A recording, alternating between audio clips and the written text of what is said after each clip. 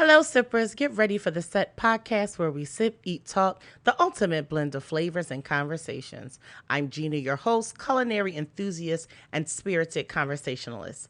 Each episode will explore diverse topics, share laughs, and savor the moment with special guests. Sip on insights, eat up knowledge, and join the conversation. Be sure to follow us on Instagram and YouTube at Sip Eat Talk Podcast. Subscribe now for a journey that's as delicious as it is insightful. Let's sip, eat, and talk together.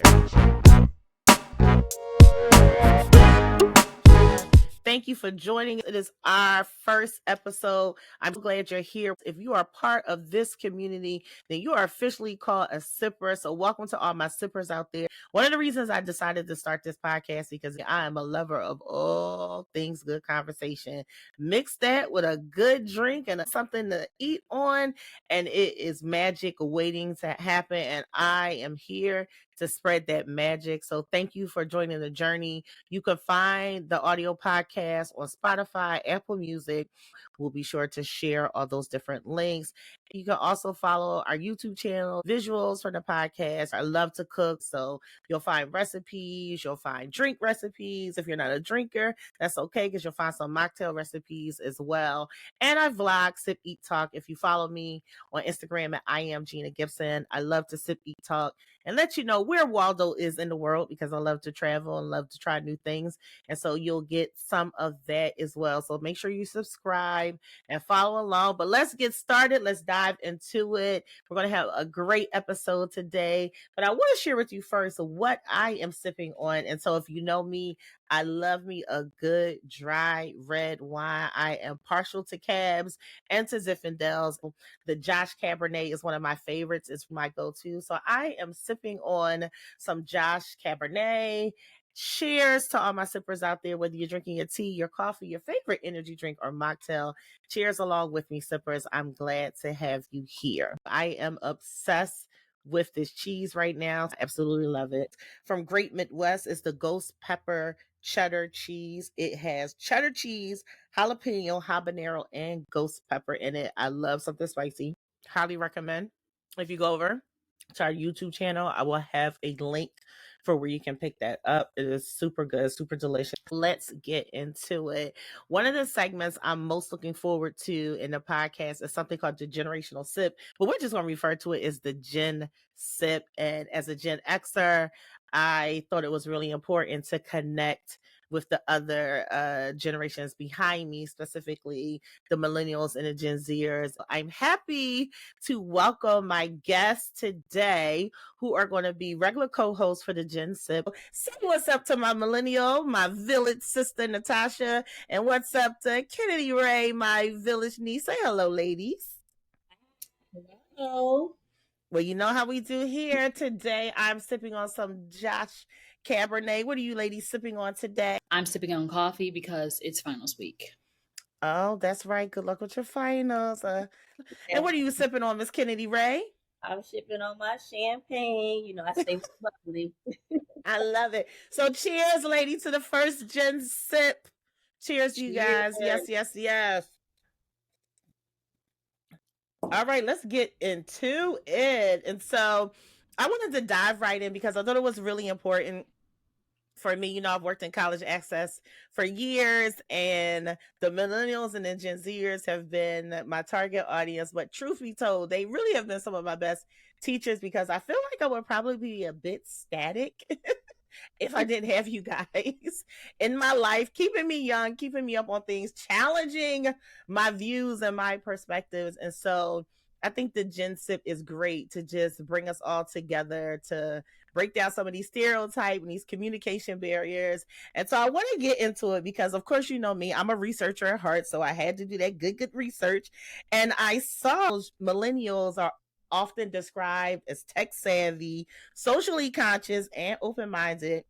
But on the other end, Natasha, they've been described as having an emphasis on extrinsic values such as money, fame, and image. Natasha, tell me how you feel about those descriptions.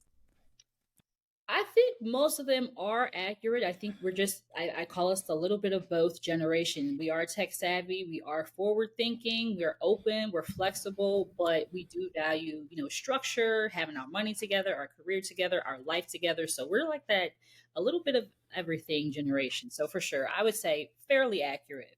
Fairly Okay. accurate. Okay, I like it. All right, Miss Kennedy, our Gen Z. They call y'all the privileged generation. But I did some research and it says that you guys are tech wizards, hyper connected. And I think they were referring to social media, technology, all those good things. And it also said that y'all were the hustle generation, right? Which I liked. But also on the other end, they described you guys as wanting to be rewarded quickly, unable to handle face to face interactions, and a very short attention span. Talk to me, Kennedy. How are you feeling about those descriptions?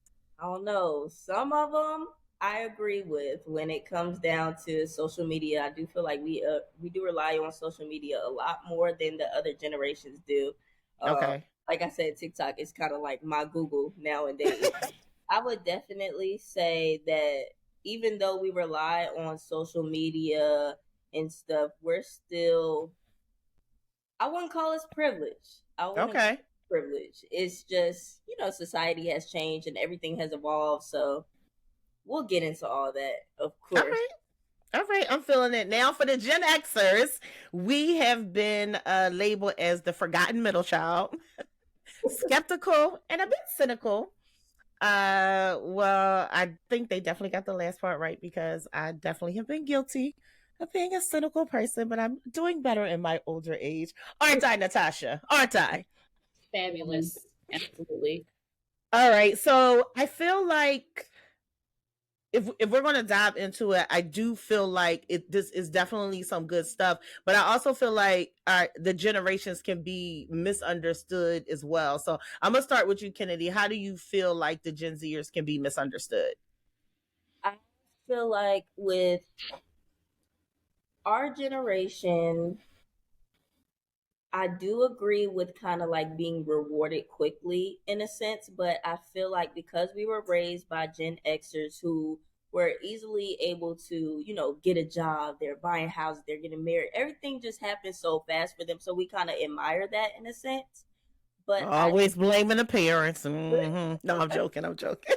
so like now that the society has pretty much it's gotten more difficult, we've Mm-hmm. kind of been more reliant on doing things ourselves. So, meaning taking the entrepreneurship route, which I feel like a lot of my generation have their own businesses and, just making their own money. And that's like Right. Do you feel relying. like it's because you guys had to when it comes to the entrepreneurship? Honestly, I feel like the economy and everything, it's just so difficult this day and age to even get a good paying job. Like, regardless of whether you're going to school, graduating Okay. college, regardless of whatever it is. But I feel like we really did have to, honestly. I like this. I thank you for doing that because I think that a lot of Gen Xers and probably boomers too, right? Because you know, some Gen Zers have boomers for parents, and likewise with millennials. I do think that we have deemed you guys the privileged and spoiled. So I'm really shocked to hear like about the job market. And for those of you who don't know, Kennedy is graduated from college close to 2 years ago, right? Yeah. That's good for me to see that or hear that because I always thought the entrepreneurship thing was heavily influenced by social media. That was kind of the take that I took. That I mean, people could just start Instagram pages, buy a Cricut, and have a business, And I tomorrow or make some food up in their kitchen. And because of social media, folk buying it the next day. And so I thought I probably gave a lot more to that. So that's a nice perspective to hear that, to open up about being misunderstood. yeah, and because of social media, because it has such a big impact on our generation, it's very easy for you to become like an influencer and stuff just by sharing Okay. little things in your daily life and stuff. You can make Right, money right, from right. that. So when you see people just going on social media, which is stuff that we do every day, just creating content, and people are making money, going Forbes list, and just that's often Right. Talk to you, Natasha. How do you feel that the millennials are misunderstood? I would say one of the biggest misconceptions about millennials is that we are inflexible, but I don't think that's true. I think that we we are like very purpose driven. Although we like structure and although we like our stability, I think that the Okay. one um I think key like characteristic about us is that we are purpose driven living. And so that manifests in different ways. Either we, we're not afraid to stand up to corporate structures or the jobs or organizations that we're already in, or Okay. my millennial friends, they just completely, quit their jobs and start a new career. I did, so some of us Right. like, some of my friends told me you're absolutely out of your mind, because they still adopt that, got to play it safe, got to keep your job, got to keep going up the ladder. But I think that what's key about our generation is that we're purpose driven, like in our living. It's like we're willing to abandon the status quo, the norm, to follow our dreams and live like our most authentic life. So we're not as like dated Yeah. or stiff or callous as people might see us as, and we're tuned in. I think sometimes like when I talk to my niece who's 11, or like even my younger brother who's like 28, he's like on the Gen Z millennial line, like they're actually surprised about how much stuff we know. We are tapped in, we are trendy, we know the TikTok songs. Oh, we Well, know. it's interesting that you say that, Natasha, because I feel like, and I give a lot of credit to shout out to my goddaughter, who is a millennial, because she really, really helped stretch me and push me forward. I mean, oh man, Shardy, you used to dog me sometimes in some areas. Like, Gigi, why are you still doing that? Why are you still using PowerPoint? Why are you still like? She just had me feeling like I was so archaic. And even just having conversations, because I do feel like that about the millennials. Some of the millennials I'm close to, some of my village nieces and nephews that are millennials, and some of my mentees, I feel like you can tell the ones that are kind of raised by boomers, right? I feel like there's definitely a difference in there somewhere, because I feel like there's a group of you, Natasha, like you said, that are open, switching, changing. Like, you can't plan to be in these jobs for more than 5 years. But then there's a group of you all that are like, we've got to stay here, we have to do this. And I feel like the millennials on the opposite end of that have helped catapult me, right? And coming away from that, like, you don't have to do this all your life. Because I will say, for the Gen Xers, which I am a little sad to say, because I see it in my own environment, I think it's hard for us to transition. I think a lot of us have stayed in places and stayed in jobs and not really got out of comfort zones, because of all these different things that the millennials and the Gen Zers have been exposed to. So I feel like I'm a lot of who I am. Watching you, it's very inspiring. It's very inspiring. It's also like, oh my God, is this reckless? Am I being reckless right now? Because my friends would probably be like, you're one of the most reckless people we know. But I definitely have been inspired by it. And so, Kennedi, I want to get back to you, because we want to have purpose. Like, we have fun, we love to laugh, but what is a way that we can start to break down these stereotypes between the generations and kind of up our communication practices better, as far as just like you talking to like your mom or your aunties, or if you have a manager that's a Gen Xer or a millennial, and because we can kind of make those little sarcastic comments like, oh gosh, you want everything so quick. Like, how do we start to break down those stereotypes? I would say the biggest thing, of course, is just being receptive and just understanding that times literally have changed. Like, you can't just be stuck in your own ways. Like, things literally have evolved. Like, when I was brought up, like, internet was just coming about for real. Like, social media was probably when I was like 13, maybe 11ish. That's when Instagram came out. Oh my God, did you say 11ish? I'm not sure what to do with that right now. Okay, I'm gonna stay present. So, like, just technology has pretty much shaped. But honestly, I think it just depends on who you talk to. Like, my mom knows, like, just being like Annie and stuff, like having grandkids and stuff who are even Gen Z, but we not the same Gen Z. You know what I'm saying? Like, they're kids and stuff. Like, I get that. Wasn't like that. So I feel I like get that that. face to face and stuff interaction kind of comes in. But I think the biggest thing is just being like receptive and just like understanding that things literally have evolved. It's not the same way as how it was back in the day. Not trying to call you old, but it's not the I like it. Put some respect on it. I like it. I like it. I like it.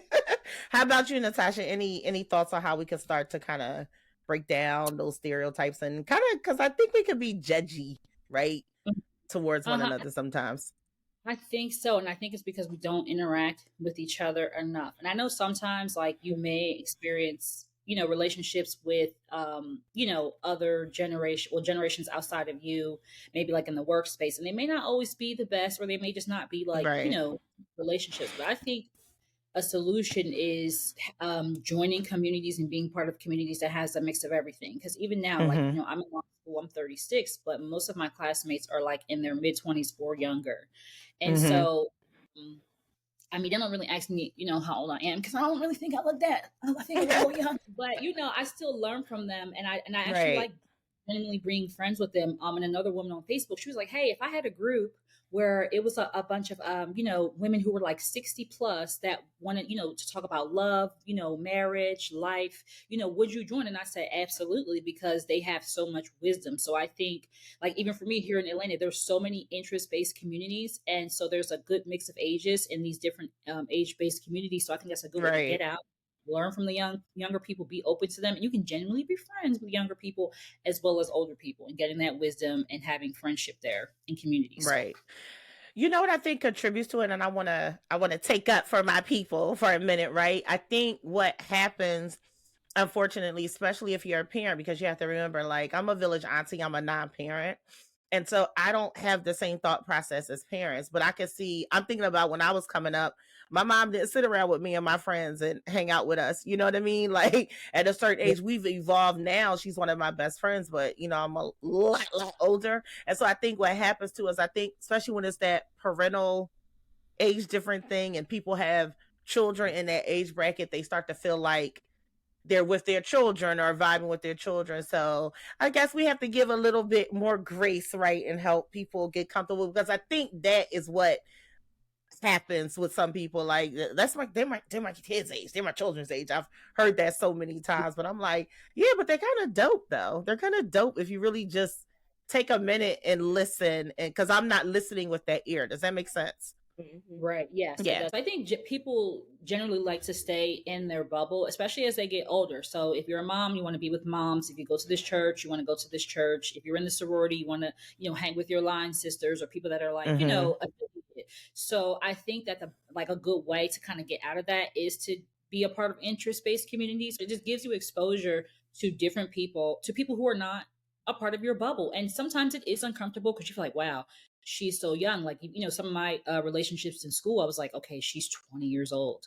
Okay. Mm-hmm. And what I learned from that was that we have so much in common. We're still talking Right. about, you know, if we're not having kids until we get married. Oh no, he doesn't understand what it's like to date a woman who has goals and dreams. There's a lot of commonalities Mm-hmm. between, and you only can Right. learn interact. That's a Definitely. good point. That's a good point. Ladies, I'm getting so excited. This is just the beginning, but I feel really great about where the Gen Sip segment is going to go. And so I look forward to us coming together and sharing. I am believing that we're going to bring a whole lot of people together in this segment. And so I'm going to put it over to you, Kennedy. I want to know, what are you looking forward to as we move in these segments? What are you looking forward to talking about? You already know what I'm looking forward to. I'm looking forward to just our expectations and like just the differences in dating and Oh, child. you know how that gets down. So Whew. I of feel course, like I'm an expert. I got decades in. so it'll be really good to kind of see like our different expectations, especially like over the generations. Like I know I'm Gen Z, but Auntie Gina, I be agreeing with some stuff. I know Kennedy, right? We be here, girl. We be here. So that's what I'm most excited about. Okay, how about you, Natasha? I think something similar, like what came to my head first was like just what it means to be a woman and like the expectations on you. Like I'm right at this point where it's like, okay, Do you have a kids? Do you have a this? But I think societal expectations, I think what it means to be a woman, what it means to be successful, I think is a big one I'm looking forward Yeah, to. vision is something I love talking about. What is that for everybody? I love it. Yeah. Yeah. And I think it looks much different across generations. So definitely Yeah. looking forward to it. Sure. Yeah. And I'm looking forward to getting the guys in here. I can't wait to get the Oh Gen Lord. Xer, the Gen Zer, and the Millennial, the guys in here. That's going to be a lot of fun because Mars and Venus is a very real thing. And we definitely don't Yeah. always think the same. Sometimes we do, but I'm definitely looking forward to that. But for this first round of the Gen Sip, I have enjoyed it. I've absolutely loved it. I know that the segment is going to be full of laughs and a lot of good information, a lot of share. We're going to break down a lot of barriers. But until next time, Kennedi and Natasha, I'm saying cheers to you both on the job well done. Thank you. You know Cheers. that I love you. See you next time. I can't believe it. There you have it. The first episode is done. Thank you to my sippers for joining me. Thank you to Natasha and Kennedi, my guests, my segment co-hosts. We are about to go on the greatest ride, and I hope that you guys will tune in. Remember, life is too short for bad vibes and bad drinks, so keep sipping, keep chatting, and always remember, life's a journey, but it's better with a sip and chat. Until next time. Thank you, sippers, for joining the S.E.T podcast where we sip, eat, talk. If you've enjoyed our flavorful conversations, don't miss out on future episodes. Subscribe now and follow us on Instagram, at YouTube, at Sip, Eat, Talk Podcast. Let's continue to sip, eat, and talk together. Until next time, cheers.